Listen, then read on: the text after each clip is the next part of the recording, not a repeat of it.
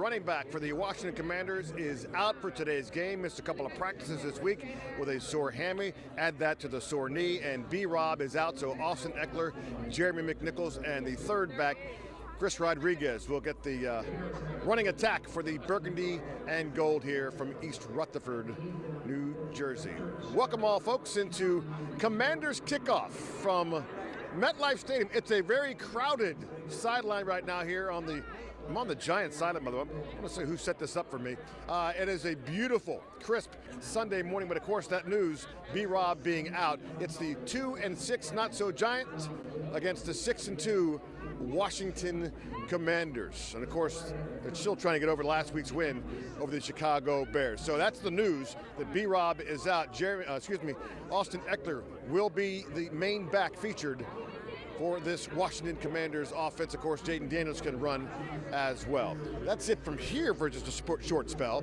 Let's get back in with our DC studios and my broadcast partners, Wisdom Martin and Sean Springs. And so a developing situation here for the Burgundy and Gold fellas, although they have done this before. Right, yeah, you know, and it's not good news when you don't have Brian Robinson because he's the hammer, and I think he's key to the offense that gets this going. So here's the thing, Sean.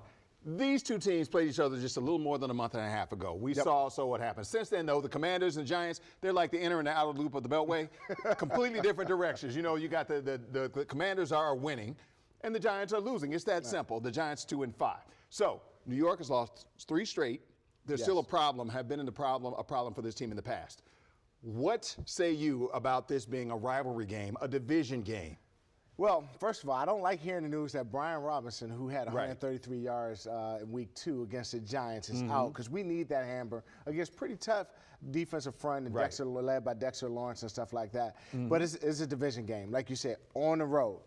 We got to go on the road in the month of November. I'm going to tell you about the month of November. Okay. The contenders versus the pretenders. Yeah. This is the month you decide whether you're going to be the team that's going to make a run for the playoffs, or you're going to kind of sputter a little bit and the opportunity to miss. And we got to start by winning the month of November, starting in New York, where we go up there and we got to get all over Daniel Jones. Right. And you mentioned Daniel Jones. He has had a tremendous amount of success. Man. For some reason, this is the only team he's still got a winning record against. 5-2-1 in his career versus Washington. We got to stop that. That's got to end today. And when you think about it, if Daniel Jones could just only play us, he'd be like the winningest coach.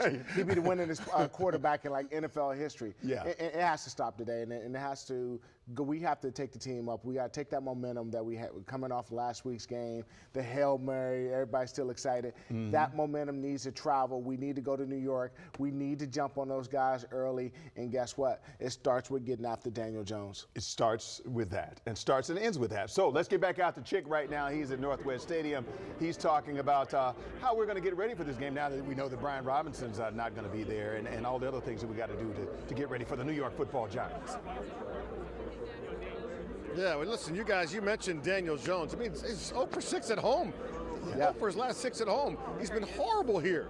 So that's the good news for the Washington Commanders. But you guys talked about it, and Sean, you mentioned it, it's momentum, right? After that Hail Mary win over the Chicago Bears, how do you keep the momentum? Well, on my weekly conversation with DQ, he said he preached reaching out to your teammate. You and I, we can take our skills to a certain level, but to get to the next one, you got to tap into the person next to you. And if you do that, and you can collectively do that as a group and take your skills higher, that's when the fun stuff's there. And so that's what I love about the team, is that they're collectively wanting to fight for one another. And that's when the really cool stuff can happen. You can hear the rest and the entire conversation with DQ on WUSA 9+. Been some really good conversations over the first 8 weeks. All right, Wisdom, Sean, keep me up. Keys to the Game is sponsored by your Washington area Toyota dealers.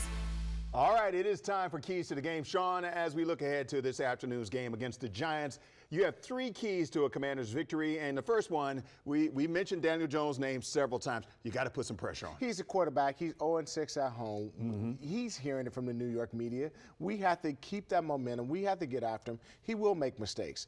And if you can pressure Daniel Jones, get him moving around, but keep him in the pocket, but get him looking at the rush instead of trying to get down the field, guess what happens? You can sack him, you can get after him. He'll make a mistake. Right. So he's the start. Get after him. Right. He's been sacked 25 times already this year. And your second key to the game, we saw this last week. The only touchdown we scored, it was a great one. Yes. That Hail Mary was amazing.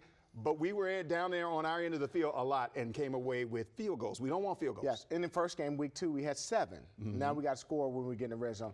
Here's the deal.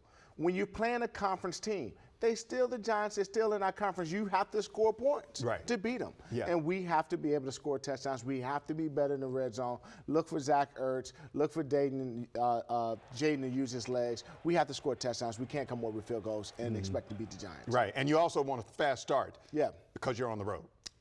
When a team has the feeling of we got to either make a move now, they can easily be discouraged. They're down.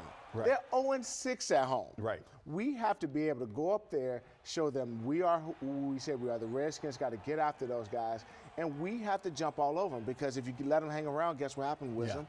They think they can play with you. Right. They think they can beat you. No, we can't let them hang around. We got to go and jump all over them all day. And you can't let Malik Neighbors start catching the ball and showing out like he did last time, making those moves. People falling all over the place. You can't do that. You still got it, man. You still got it. I got it all right. I don't know where it is, but I probably got it somewhere. All right, we want to send things back out to the stadium and talk to Chick. All right, Chick.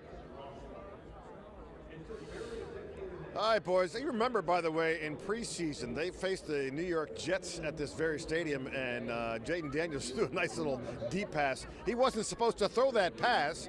He kind of sheepishly looked to the sidelines like Michael Jordan after a big night and said, sorry, Coach.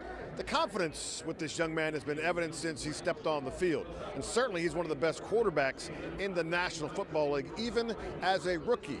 His progression continues. I'm still trying to learn how teams might try to play me. Every team is different. Every team has a different scheme, different talent, different players. So just still trying to go through that whole year of, okay, this coordinator might try to play me this way, and go from there. There's still obviously a learning curve, the speed of the game, but the work that he puts in has been really easy for us to continue to get better, for him to get better, and you can see the maturation process throughout our entire offense. All right, coming up, they call him B. Mitch, a veteran of the Burgundy and Gold and the New York Giants. We'll talk Burgundy Gold football when we come back here on Commanders Kickoff.